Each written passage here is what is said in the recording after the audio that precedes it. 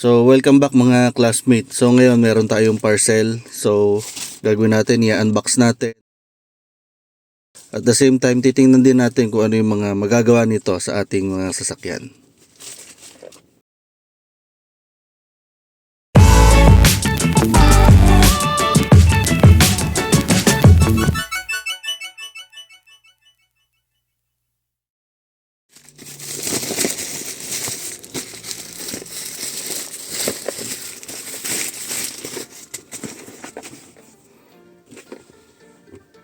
So, ito yung box. Yan. Wala naman siya ibang design. Plain lang. Then, pag open natin, ito na. So, meron tayo dito USB cable. Okay. Next, screw.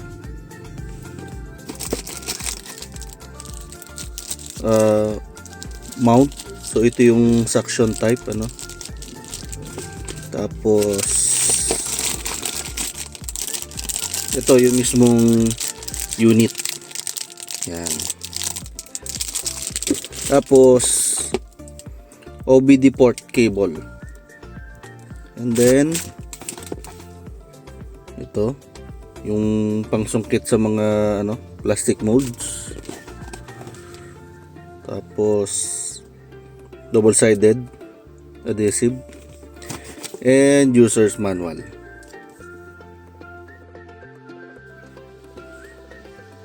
Ito bang classmate yung mismong unit,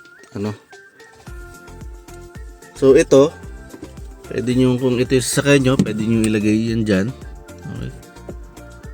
Or meron siyang kasamang ito yung pang suction mount.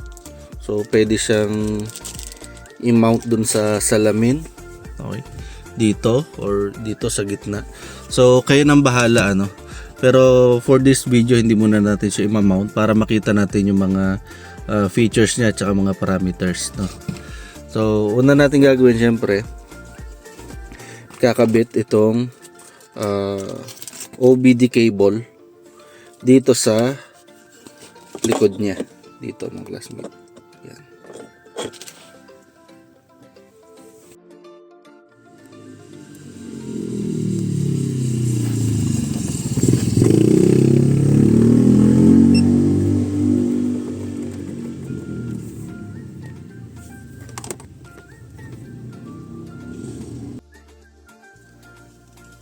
So ito mga classmate, naikabit na natin yung OBD cable dun sa OBD 2 port ng ating sasakyan. So depende ang kung saan nakalagay yung inyong port, depende kung anong model ng sasakyan. So ngayon, mapapansin nyo, yan, wala pa siyang susi, So naikabit pa lang natin to, pero yan na meron ng display na lumabas. So tingnan natin yung gitnang button, English, OBD, yes. Okay. So ang pinindot ko lang daw mga classmate itong gitna, kasi papansin nyo yan, selection yan. Yung gitna yung okay. So tingnan natin kung anong mangyayari.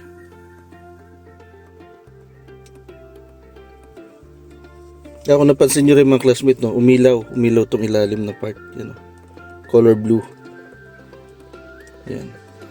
And then yung cable niya, okay, yan medyo mahaba. Yan, papansin nyo sa baba yung natin. So pwede siyang i-mount dito. Yan. Then bahala na kayo kung saan nyo padadaanin yung wire o yung cable, Kaya nga meron siyang kasamang ganito. Yan. Pansiksik ng wire sa mga natin, mga plastic moldings or sa mga singit-singit na. Okay. So ito, wala pa rin pagbabago. Hindi ko alam kung nag-i-initialize siya. As in, first time ko lang tong na-open mga classmate. Tingnan natin kung anong mangyayari. Oops. Make sure na mahigpit dyan. Okay. Okay, walang nangyayari. So gawin natin, test natin kung test natin kung ano mangyari kapag sinusi natin. Oops, oh, so yan na, may lumabas sa mga classmate. OBD signal can't be detected. Please start engine. Okay. So siguro dahil first time nga, kailangan nating i-start yung engine, no? Para mag-initialize siya.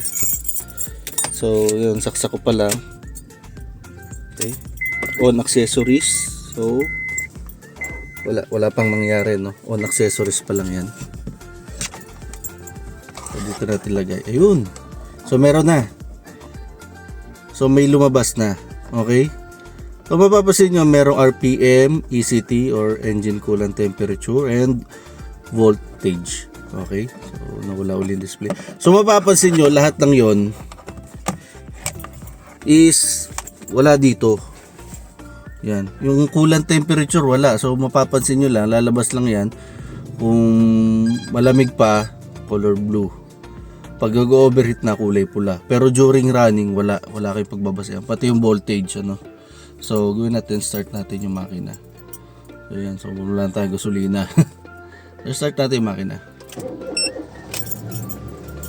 Okay, so pag start ng makina, nag-initialize siya. So yan, mapapansin nyo, no? RPM, okay? Compare nyo na lang. Yan. RPM dito. So meron siyang digital at saka meron siyang meron siyang ano, display dito, tapos meron siya dito yung numbers. Okay?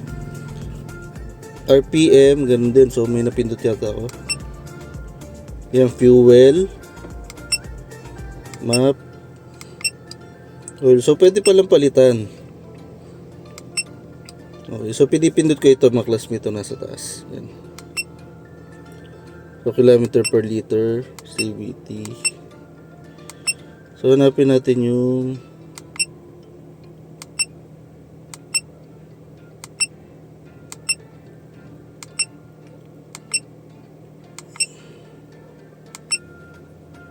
yan, ECT. Yan. So gawin natin, subukan natin apakan yung silinyador. Okay. Ayun, papasin nyo.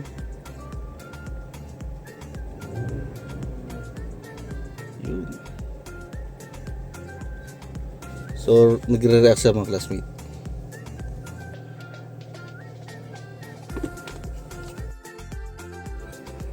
Yan. So papasin nyo mga classmate, no? Nagre-react naman siya, no? So subukan nating pindutin naman ito, tong button na to. Yan. So tingnan natin kung anong mangyayari. Okay, so yung second display niya yung nagbabago. O yung display niya dito sa gitna, yan, no? Yan. Hindi ko alam kung boost pressure to, no? So yan, kilometer per liter. Yan, CVT.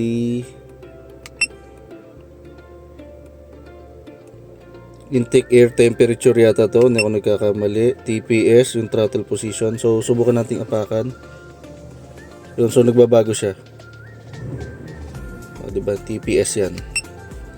Odometer, average. So hindi ko alam kung paano niya i-compute tong average, no? Kung since nakakabit to sa OBD or sa computer box din siguro, no? So kung ano yung naka-display dito, maybe ganun din ang ano niya, ang i-calculate niya. Pero check natin, average is 19.9. Tingnan natin dito sa dashboard natin is 10.3. Okay? So 10.3 pero dito 19.9. So hindi ko alam kung paano niya i-compute 'yon or paano niya kinompute yung 19.9. The same time kasi napapansin ko, ito rin namang nasa dashboard natin, hindi rin naman minsan accurate, ano. So hindi naman 100%. And siguro para mag-match itong OBD natin, tong OBD HUD natin dito sa ating display dito sa dashboard natin. So siguro marami pang settings dito na kailangang kalikutin, no, para mag-calibrate siya. Okay, pero siguro sa next video natin. So ngayon is more on unboxing lang tayo, then yung mga features niya. Okay, so ito, runtime siguro ng makina. Since nag-start tayo, meron tayo 4 minutes. Yan, distance, yan, voltage, GPS. So, baka dito niya kukunin or GPS siguro yung gagamitin niya para makuha yung speed natin, ano, or distance. I don't know kasi kaka-open pa nga lang natin to. Yan, direction north. Yan, kung itututok ko sa ibang part, wala, hindi siya nagbabago. So, maybe pag umaandar na, no? Yan, ECT, RPM. So, ito naman gitna. Pindutin naman natin itong gitna. So, ano ba? Parang nagbago lang yung kulay niya, no? Yun, at the same time, ito mas maganda mga classmate. Mapapansin nyo ito, meron na siyang engine coolant temperature display dito. Which is yun ang wala sa ating mga sasakyan. Or kalimitan ng mga sasakyan ngayon, wala na yun. Kasi makikita lang natin is more on yung mga kulay-kulay na lang, ano. Pero ito, yan makikita nyo. Yan. So, maganda meron kayo nito mga classmate. Pitin pa natin. Okay. So, mas dumami yung display niya. Or naiba yung mga orientation. Click pa natin. Same. Okay. So, nagkaroon lang siya ng turbo boost yata ito. Then, ganun pa rin. Nandito yung kilometer reading natin, yung speedometer, then RPM gauge. Then, sa baba pa rin is yung coolant temperature. Yan. Yan. So, ito mas marami naman display yan.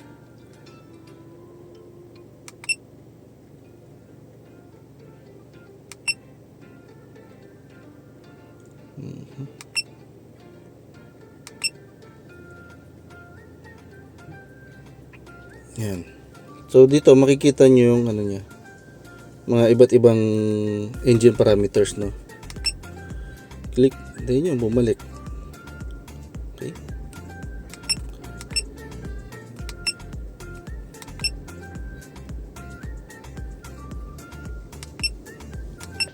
Yan. So very handy to, tsaka maganda to mga classmate na additional monitoring equipment sa inyong mga sasakyan. Okay? So sabi ko nga, mayroon tayong mga nakikita dito na wala naman dito sa ating dashboard. So ito, malaking tulong to mga classmate. So kung gusto nyo bumili na ito, siguro ilagay ko na lang yung link dyan sa baba, ano. Yan. So again, ito lang is a review and then unboxing. Then sa susunod na video i-try natin kapag nagamit na natin kung sa tingin natin paano niya kinuha yung distance, average fuel, no? Tsaka kung nagbabago ba talaga itong ano, itong yan, parang north na nakalagay dyan is yung direction. So gawa na lang natin yan ng separate video mga classmate. Yan. So, classmate, so pagpapatayin, okay, so patayin natin yung makina. Yan, so hawak natin yung susi. Yan. So meron pa siyang ilang segundo bago mamatay.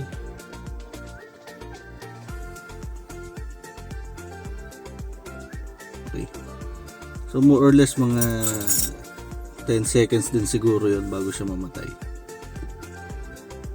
So next time ulit mga classmate. So huwag niyong kalimutang mag-like, share and subscribe. Maraming salamat.